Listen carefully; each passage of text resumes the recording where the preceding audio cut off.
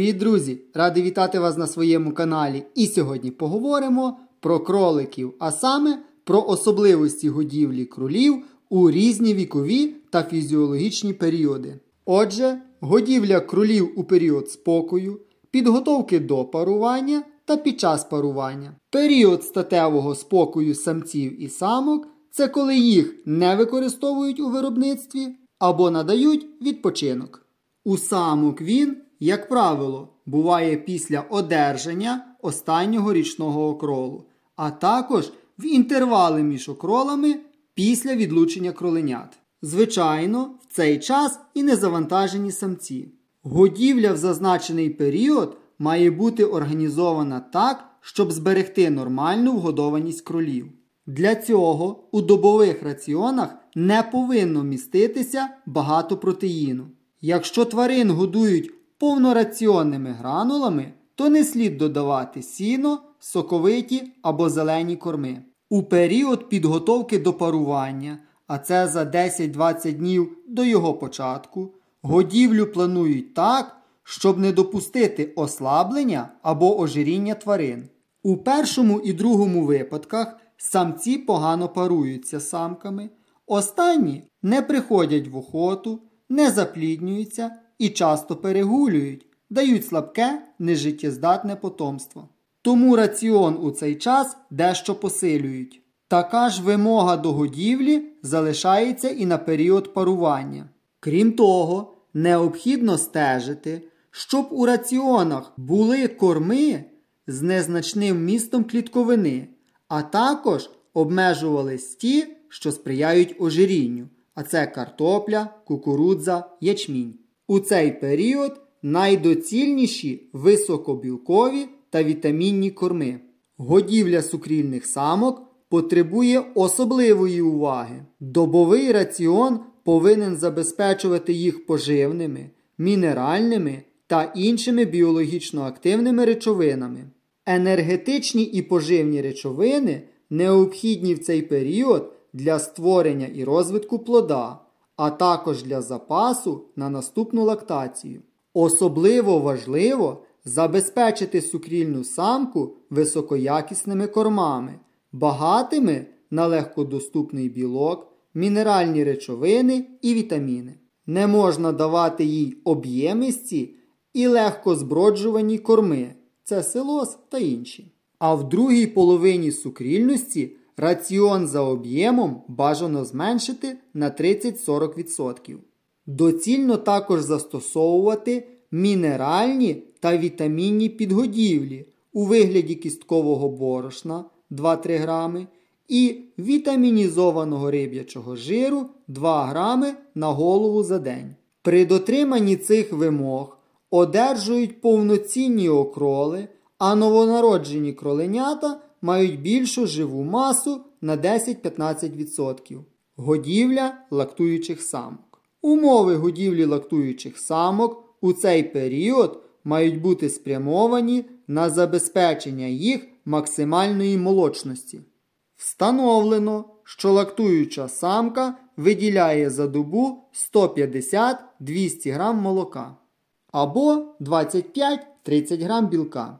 Якщо зважити, що засвоєння білка з корму в середньому становить 70-80%, то лише на утворення добової норми молока з раціоном повинно надходити не менше 40-50 г білка, не враховуючи потреби на інші фізіологічні процеси.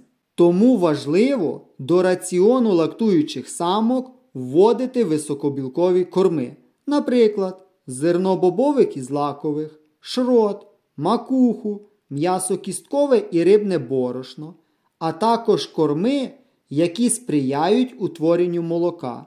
Взимку це коренеплоди, силоз, доброякісне злакове сіно, влітку зелену масу. Слід пам'ятати, що раціони із значною кількістю зеленої маси, переважно злакових культур, бідні на мінеральні речовини. У зв'язку з цим підсисним самкам треба давати по 3-4 грами на день кісткового борошна. При нестачі вітамінів до раціону кролематок вводять по 3 грами на день риб'ячого жиру з розрахунку на кожну голову.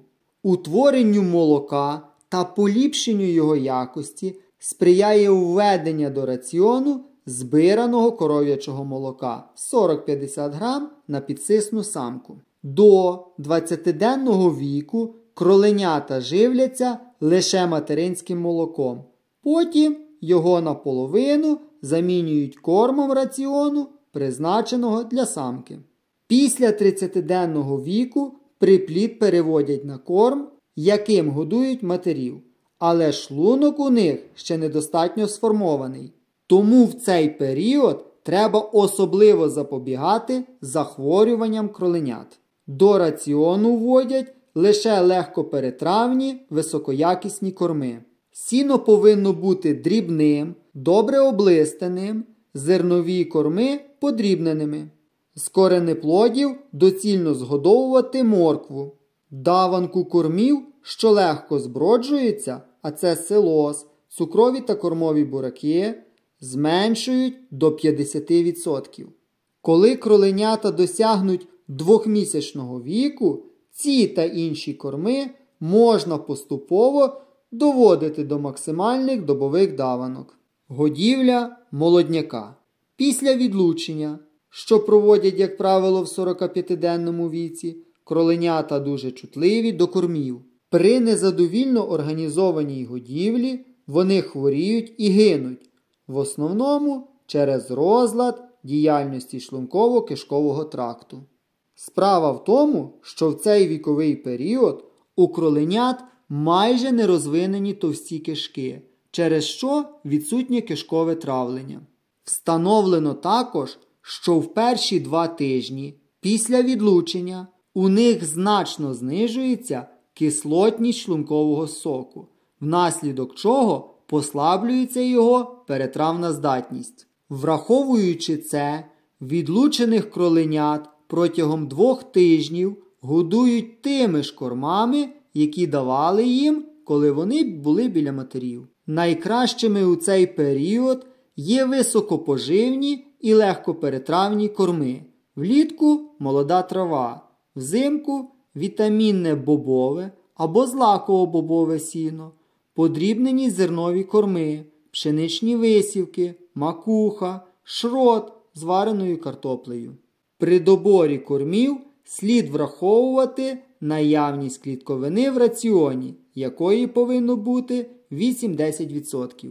Після 2-місячного віку кроленят поступово привчають до звичайних кормів, а в 3-місячному годують, як дорослих кролів, під час підготовки до парування. Добре сприяють росту і розвитку тварин у цей період кормові дріжджі, рибне борошно 5 грам, свіже збиране молоко, кісткове борошно 1-2 грами, риб'ячий жир до 0,5 грам на голову за день. Відгодівля кролів. Після закінчення кожного виробничого циклу, окріл, відлучення кроленят, бонітування тощо. Основне поголів'я та ремонтний молодняк вибраковують. Щоб одержати доброякісні кролятину і шкурки, це поголів'я ставлять на відгодівлю. Дорослих кролів відгодовують 20, а молодняк 30 днів. Весь цикл ділиться на 3 періоди. У перший, а це підготовчий період, тварин утримують на тих же раціонах, що і раніше, але зменшують кількість об'ємистих кормів і додають до 50% поживності добової даванки кормів концентрованими кормами. Завдання другого, основного періоду відгодівлі – досягти максимального ожиріння кролів. З цією метою до раціону вводять корми, багаті на вуглеводи, що сприяє відкладенню жиру, а також жир. До них відносять варену картоплю, зерно кукурудзи, гороху, ячменю, вівса, шрот, макуху. Як джерело жиру згодовують насіння конопель, льону до 5 грам на голову за добу, риб'ячий жир. Ці корми надають волоссю блиску. У третій, Заключний період. До раціону вводять корми, що сприяють кращому поїданню усіх кормів раціону і позитивно впливають на якість м'яса, надають йому доброго смаку, запаху, кольору тощо.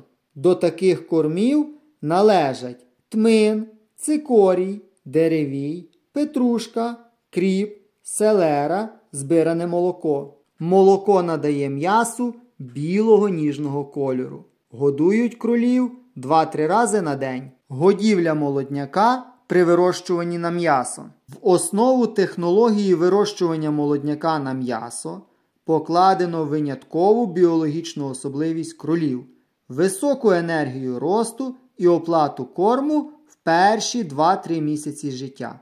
Залежно від строків відлучення кроленят, практикують 2 способи вирощування молодняка на м'ясо. Це інтенсивний і бройлерний. Інтенсивний спосіб має кілька варіантів, і в основу його покладено біологічну особливість кролематок поєднувати сукрільність з лактацією. Один з варіантів інтенсивного вирощування – це відлучення кроленят у 30 днів і парування самок на 25-й день лактації. При цьому від самки за рік можна одержати 36 кроленят або до 100 кг м'яса в живій масі. Другий варіант інтенсивного вирощування полягає у тому, що кроленят відлучають у 45-денному віці, а кролематок парують на 30-й день лактації. Таким чином можна виростити 30 кроленят і одержати від самки 80 кг м'яса в живій масі. В таких випадках кролематки дають по 6 окролів за рік, а кроленят вирощують до 90-денного віку і реалізовують живою масою в 2,5-3 кг. При бройлерному вирощуванні кроленят відлучають у 60-65-денному віці і реалізовують при досягненню ними живої маси 1,8-2 кг. Самок парують за кілька днів до відлучення чи в день відлучення приплоду, що дає змогу одержати від них 4 окроли за рік і виростити 20-25 кроленят, або виробити 35-45 кг м'яса в живій масі. Незважаючи на значно менший обсяг виробництва м'яса з розрахунку на самку, цей спосіб має ряд істотних переваг. Утримання молодняка до реалізації разом із самками дає змогу в 2-3 рази зменшити кількість кліток і тим самим збільшити навантаження на кролівника. При інтенсивному вирощуванні кролів на м'ясо однією з найважливіших умов є повноцінна годівля як самок, так і відлученого молодняка. От і все, ви щойно дізнались про особливості годівлі кролів у різні вікові та фізіологічні періоди. А у наступному відео розповім вам про утримання кролів. Дякую вам за перегляд, усім миру, здоров'я та добра. До зустрічі в наступних відео. Па-па!